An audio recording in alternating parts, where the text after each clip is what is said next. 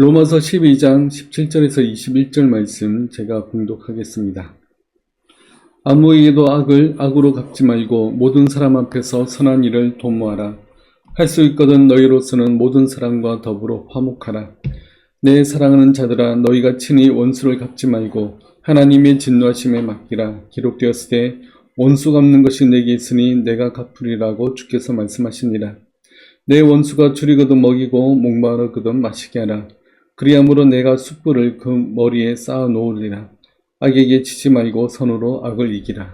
아멘. 오늘은 하나님의 섭리라는 말씀으로 우리가 말씀을 살펴보겠습니다. 오늘은 2026년 첫 주일입니다. 지난 1년간 함께 해주신 하나님께 감사하며 또한 동시에 올 한 해 지켜주시고 인도해 주시기를 우리가 간구하면서 정말 우리가 하나님의 뜻을 찾고 그 말씀에 순종하는 한 해가 다 되시길 바라겠습니다. 올해 바름교회의 표어는 그리스도의 마음을 품는 교회입니다. 바름교회가 그리스도의 마음을 품고 나아갈 수 있도록 또 기도해 주시길 바랍니다. 사도신경은 세 부분으로 나눠져 있다고 설명을 드렸습니다. 성부 하나님, 성자 예수님, 그리고 성령 하나님입니다. 지난 시간에는 성부 하나님은 전능하신 하나님이시면서 동시에 우리의 아버지가 되시는 분임을 우리가 살펴봤습니다. 또한 하나님께서 하신 일들 중에 온 세상을 창조하신 분이심을 우리가 살펴보았습니다. 오늘은 하나님께서 하신 일 중에 또 다른 하나를 더 살펴볼 것입니다. 오늘은 그 내용인 바로 하나님의 섭리에 대해서 살펴보겠습니다. 하나님은 철저한 계획 아래 모든 일을 계획하시고 실행해 나가십니다. 하나님은 철저한 계획과 뜻에 의해서 온 세상, 우주 만물을 그렇게 창조하셨습니다.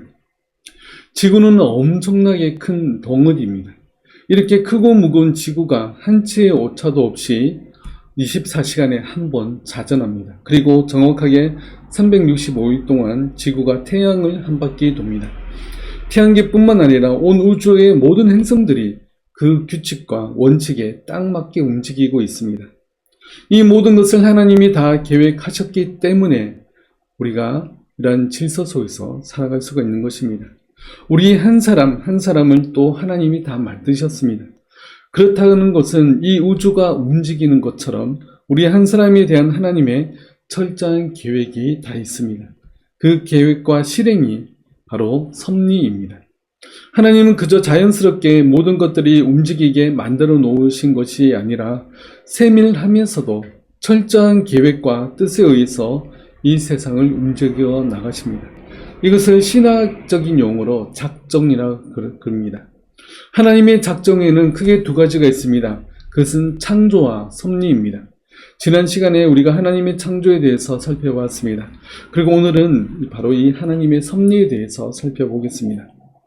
먼저 하이델베르그 요리문답 27문을 보겠습니다. 하나님의 섭리란 무엇입니까? 이에 대한 답은 하나님의 전능하시고 편지하신 능력입니다. 하나님은 이것에 의해 마치 자신의 손으로 하듯 하늘과 땅과 모든 피조물을 보존하고 다스리십니다. 따라서 약초와 풀, 비와 가뭄, 풍년과 흉년, 양식과 음료, 건강과 질병, 부와 가난, 그뿐 아니라 모든 것은 우연히 오는 것이 아니라 그의 아버지 같은 손길로 임합니다. 어떤 철학자들은 이 세상이 우연에 의해서 움직인다고 주장했습니다. 모든 것이 우연히 모여서 형성된 것이라고 말합니다. 또 스토아 학파 사람들은 이 세상은 어떤 운명에 의해서 결정되고 지배된다고 생각했습니다.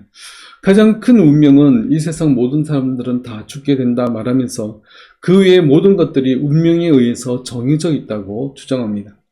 이 철학적인 주장들에는 하나님이 전혀 없습니다. 그저 우연과 운명에 의해서 인간의 삶이 결정된다고 믿었습니다. 또 어떤 이단들은 하나님께서 세상을 창조하셨지만 그렇지만 그 이상은 간섭하지 않는다고 생각했습니다. 하나님께서 온 세상이 시계바늘 움직이듯 자동으로 돌아가게 만들어 놓고 그 이상은 간섭하지 않는다고 말합니다. 그러나 실상은 그렇지 않습니다. 하나님은 섭리로서 이 세상 모든 것들을 간섭하시며 하나님의 뜻대로 움직여 나가십니다. 하나님은 끊임없이 간섭하시고 또 계속해서 활동하고 계십니다.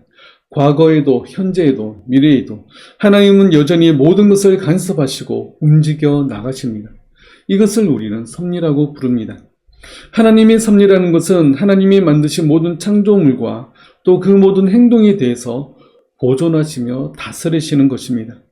하나님은 세상을 창조하신 후에 온 세상이 자동으로 움직이게 그냥 내버려 두신 것이 아니라 모든 창조물과 그 창조물의 모든 행동에 대해서 직접적으로 관여하시며 또 통치하시며 다스리십니다.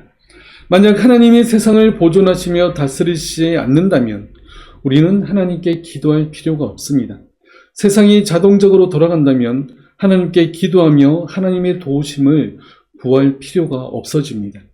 하나님은 지금도 우리의 기도를 들으시며 하나님의 뜻에 합당하게 또 그 기도에 대해서 응답해 주십니다. 그렇기 때문에 우리가 하나님께 기도하며 하나님께 도우심을 구하고 있는 것입니다. 또한 하나님의 섭리의 증거 중에 예언이 있습니다. 구약의 하나님은 선지자들을 보내서 앞으로 메시아를 보내시고 우리를 구원하시리라고 예언해 오셨습니다. 구약 성경에 나타난 그 수많은 예언은 하나님께서 섭리로서 이 세상에 간섭하고 계신다는 그러한 증거인 것입니다. 이사야 53장 말씀을 보겠습니다. 그는 실로 우리의 질고를 지고 우리의 슬픔을 당하였거늘 우리는 생각하기를 그는 징벌을 받아 하나님께 맞으며 고난을 당한다 하였노라. 그가 찔림은 우리의 허물 때문이요 그가 상함은 우리의 죄악 때문이라. 그가 징계를 받음으로 우리는 평화를 누리고 그가 채찍에 맞음으로 우리는 나음을 받았도다. 우리는 다 양 같아서 그릇 행하여 각기 제 길로 갔거늘 여호와께서는 우리 모두의 죄악을 그에게 담당시키셨도다. 아멘. 하나님은 우리의 죄를 사하시고 우리를 구원하실 메시아, 그의 아들 예수님을 우리 대신 고난받고 또한 십자가에서 죽으실 것을 미리 예언하셨고 그 모든 예언이 성취되게 하셨습니다. 뿐만 아니라 구약 성경에는 또 수많은 예언들이 있습니다. 그렇다는 것은 하나님이 이 세상에 간섭하시며 통치하시며 다스리신다는 증거인 것입니다. 또 기적도 그렇습니다. 우리 주위에 많은 기적들이 일어납니다. 우리도 이건 정말 기적이야 라고 하는 순간들이 있습니다. 성경에도 많은 기적이 나옵니다. 이스라엘 백성들이 홍해를 건널 때 바다가 갈라져서 바닷물이 좌우의 벽처럼 쌓였다고 표현하고 있습니다. 이것 또한 정말 놀라운 기적입니다. 이것은 자연현상을 역행하기까지 간섭하시고 구원하시는 하나님의 그러한 섭리의 역사입니다. 또한 예수님은 베드로에게 배 오른편에 그물을 던져 물고기를 잡으라고 하셨을 때 고기 낚는 일의 전문가인 베드로는 밤새도록 물고기 한 마리조차 잡지 못했습니다. 그런데 예수님의 한마디에 그물이 찢어질 정도로 많은 물고기를 잡았습니다. 만약 하나님께서 이 세상을 자동으로 움직이게 하셨다면 이런 기적은 절대 나타나지 않을 것입니다. 기적들은 하나님이 매 순간 이 세상의 일들에 간섭하시며 통치하신다는 증거 중에 하나입니다. 그렇다면 하나님은 믿는 사람들만을 보존하고 다스리실까요? 아닙니다. 하나님은 믿는 사람들뿐만 아니라 믿지 않는 사람들과 그리고 모든 동물들과 또 모든 무생물들까지도 보존하며 다스리십니다. 어떤 사람은 하나님은 기독교만을 위한 신이라고 생각합니다. 그렇지 않습니다. 하나님은 온 세상을 만드셨고 온 우주 만물을 창조하셨습니다. 온 세상의 주인이 바로 하나님이십니다. 그렇기에 하나님은 하나님을 믿는 사람이든 또한 믿지 않는 사람이든 모든 사람과 사물과 우주 만물을 통치하시며 다스리십니다. 그래서 하나님의 섭리의 대상은 모든 창조물이며 그 창조물의 모든 행동을 보존하며 다스리시는 것입니다. 여기서 보존한다는 것은 그 존재가 계속될 수 있도록 유지시켜 주는 것을 말합니다. 이것은 굉장히 중요합니다. 보존이 하나님께서 그 만드신 만물을 파괴하지 않으시는 보존이 아니라 만물을 계속해서 존재하게 하시는 하나님의 능력입니다. 이 말은 하나님께서 어떤 것을 계속해서 존재하게 하시지 않으면 이 세상에 스스로 존재할 수 있는 존재가 없다는 뜻입니다. 오늘 내가 존재하며 호흡하며 살아있는 것도 모두 다 하나님의 섭리이며 하나님의 은혜입니다.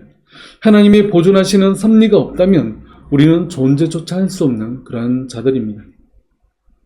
또한 우리가 존재할 수 있는 것은 하나님의 최고의 거룩과 지혜와 능력으로 가능합니다.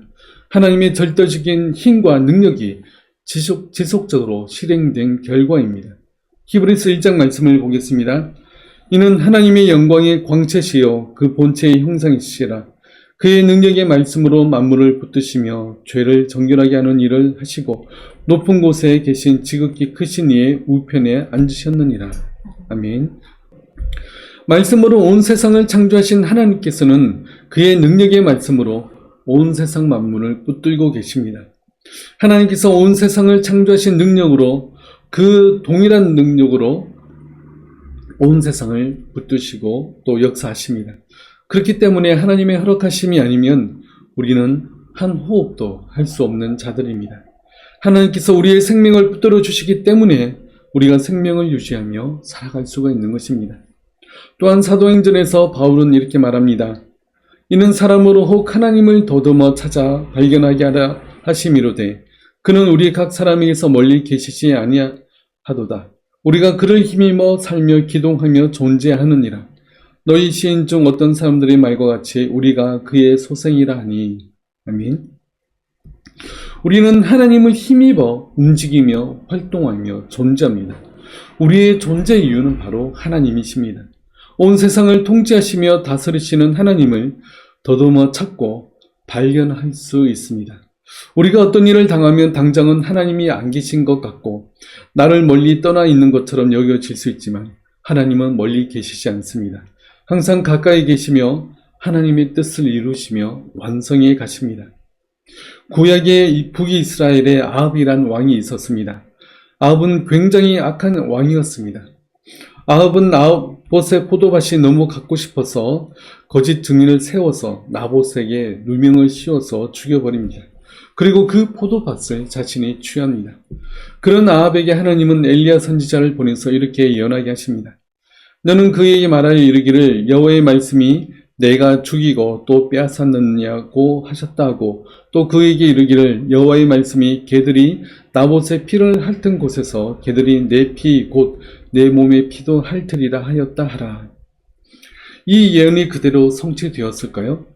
시간이 지나서 아합 왕은 유다와 여호사밧과 함께 아람과 전쟁을 벌였습니다. 이때 아합은 이 엘리야의 예언이 더 두려워서 왕의 옷이 아니라 일반 장소의 옷을 입고 참전했습니다. 그런데 아람 왕은 지휘자 32명에게 특별한 임무를 줍니다. 너희는 다른 사람과 싸우지 말고 오직 아합 왕만 집중 공격해라. 그런데 아합이 일반 장소의 옷을 입고 있어서 아합을 찾을 수 없어서 그들은 실패하게 됩니다. 이제 엘리야의 예언도 실패로 돌아갔을까요? 아닙니다. 열왕기상 22장에 이렇게 말씀합니다. 한 사람이 무심코 활을 당겨 이스라엘 왕의 갑옷 솔기를 마친지라. 왕이 그 병거 모는 자에게 이르되 내가 부상하였으니 내 손을 돌려 내가 전쟁터에서 나가게 하라 했으나 이날에 전쟁이 맹렬하였으므로 왕이 병거 가운데 붙들려 서서 아람 사람을 막다가 저녁에 이르러 죽었는데 상처의 피가 흘러 병거 바닥에 고였더라. 한 사람이 무심코 활을 쏘았는데 그게 마침 이스라엘 왕 아합을 맞추게 됩니다. 상처 입은 아합은 그 전쟁터에서 빠져나오지 못하고 피 흘려 죽게 됩니다. 그리고 개들이 아합의 피를 핥아 먹게 됩니다. 엘리야를 통한 하나님의 예언은 정확하게 실현됩니다. 사람들은 100% 자신의 생각대로 또 자신의 의시대로 살아갑니다. 특별히 하나님의 예언을 피하려고 몸부림치는 사람들도 있습니다. 그런 와중에도 하나님의 뜻은 반드시 이루어집니다. 우리가 보기엔 우연처럼 보이고 자연 현상처럼 보이고 사람이 다 한 것처럼 보이지만 그 모든 것을 통치하며 움직이시고 또 결과를 만들어내시는 분은 바로 하나님이십니다. 하나님은 모든 피조물과 또 자연 현상들과 사람들의 행동까지도 사용하셔서 하나님의 뜻을 이루십니다. 이것이 바로 하나님의 섭리입니다. 하나님은 세상이 그저 우연으로 돌아가게 만들어 놓으신 것이 아니라 모든 것을 사용하시며 간섭하며 역사하십니다. 내가 살아온 삶을 뒤돌아 보시기 바랍니다. 하나님이 함께 하시지 않으신 때가 없고 내 기도에 응답하지 않으신 적이 없습니다. 모든 것에 하나님이 함께 하시며 내 삶을 인도해 주셨습니다. 2026년인 올해도 하나님은 반드시 우리와 함께 하시면서 우리에게 은혜를 베풀어 주실 것입니다. 온 세상을 통치하며 다스리시는 그 하나님이 우리의 아버지가 되십니다. 그 하나님과 동행하시는 올 한 해가 다 되시길 바라겠습니다. 하이델베르그 요리문답 28문을 보겠습니다. 하나님이 모든 것을 창조하시고 섭리로 여전히 붙드심을 아는 것은 우리에게 어떤 유익이 됩니까? 이에 대한 답은 우리는 재난 속에서 인내하고 번영 속에서 감사하며 이후로 우리 앞에 닥칠 어떠한 일에 대해서도 우리의 신실한 하나님 아버지께 확실한 신뢰를 둘 수 있습니다.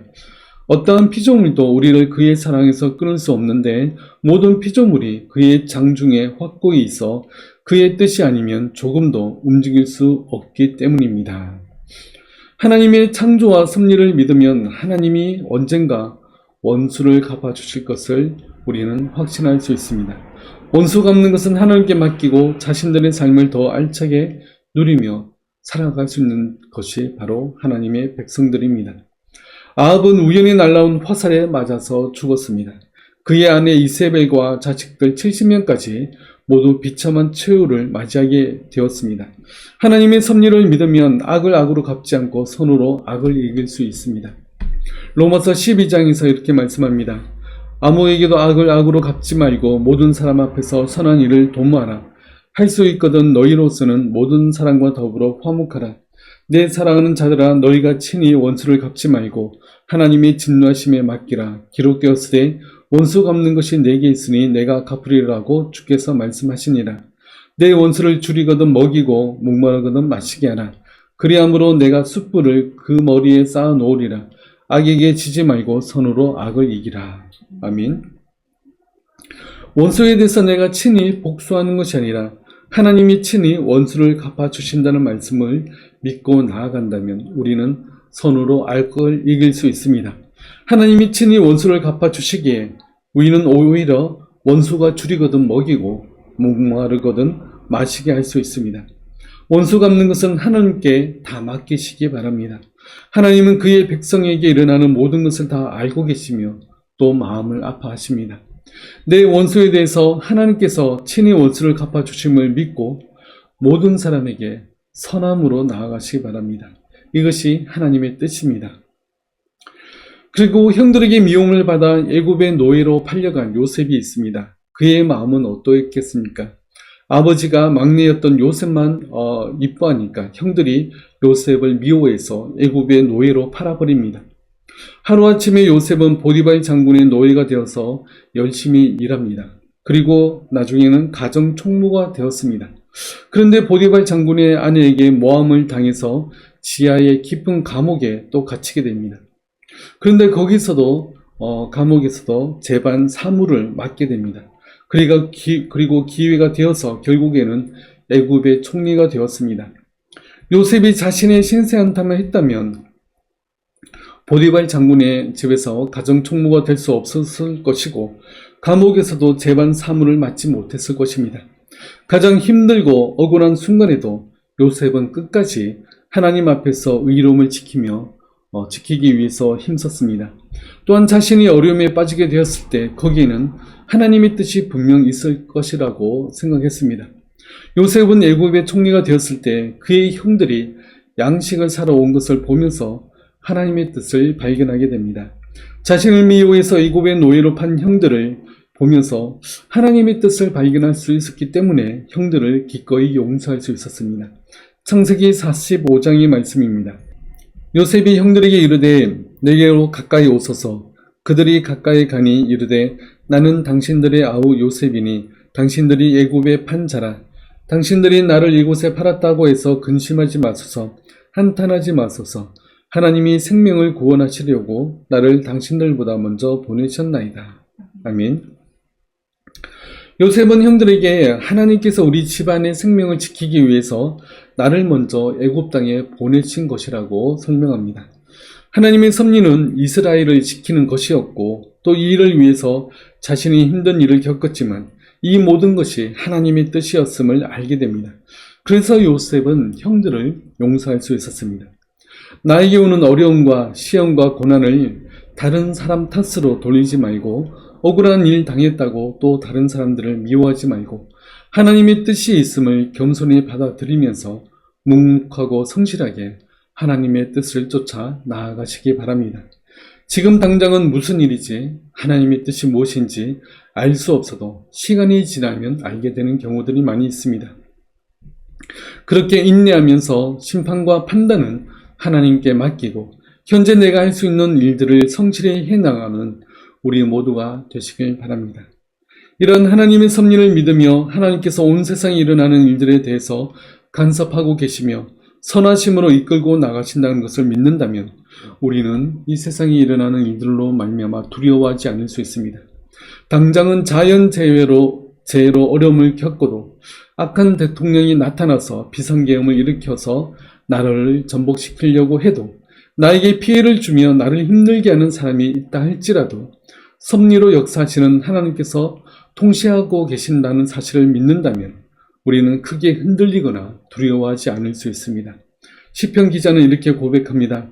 하나님은 우리의 피난처시요 힘이시니 환난 중에 만날 큰 도움이시라. 그러므로 땅이 변하든지 산이 흔들려 바다 가운데 빠지든지 바닷물이 솟아나고 뛰놀든지 그것이 넘침으로 산이 흔들릴지라도 우리는 두려워하지 아니하리로다. 아멘. 하나님이 만물을 통치하시며 다스리시기 때문에 눈앞에 나타나는 엄청난 자연재해를 만나도 두려워하지 않을 수 있습니다. 또한 이 세상 모든 주권이 하나님께 있기 때문에 우리는 세상 권세를 또한 두려워하지 않을 수 있습니다. 두려워하지 마시기 바랍니다. 만약 내가 세상의 권세나 자연재해로 말미암아 두려워 떨고 있다면 우리는 하나님의 능력을 의심하는 것과 같습니다. 전능하신 하나님을 믿고 끝까지 신뢰하며 나아가시기 바랍니다. 우리는 그 전능하신 하나님이 나의 아버지가 되심을 믿기에 어떤 두려움 앞에서도 당당히 설 수 있습니다. 믿음으로 모든 두려움을 이겨내시기 바랍니다. 2026년 올 한 해도 하나님을 믿는 믿음으로 말미암아 어떤 두려움 앞에서도 당당히 나아가시는 저와 여러분들 다 되시길 바라겠습니다. 기도하겠습니다. 하나님께서 섭리로서 온 땅을 통치하시며 다스리시며 또한 역사하심을 믿습니다. 그러하기에 우리는 두려워하지 않고 이 세상에 일어나는 일들로 말미암아 떨지 않을 수 있습니다. 오직 하나님께서 역사하시는 그 역사하심을 바라보면서 우리는 어떤 상황에 처하든지 성실하게 정직하게 행하며 나아가는 우리 모두가 될 수 있도록 주님 도와주옵소서. 지금은 십자가 위에서 우리의 모든 죄를 사하신 주 예수 그리스도의 은혜와 우리를 사랑하시되 끝까지 사랑하시는 하나님의 사랑하심과 성령님의 함께하심과 유로하심이 오직 하나님의 섭리를 믿으며 하나님을 의지하기 원하는 우리 모든 성도들 머리 위에 지금부터 영원토록 함께하실지어다. 아멘.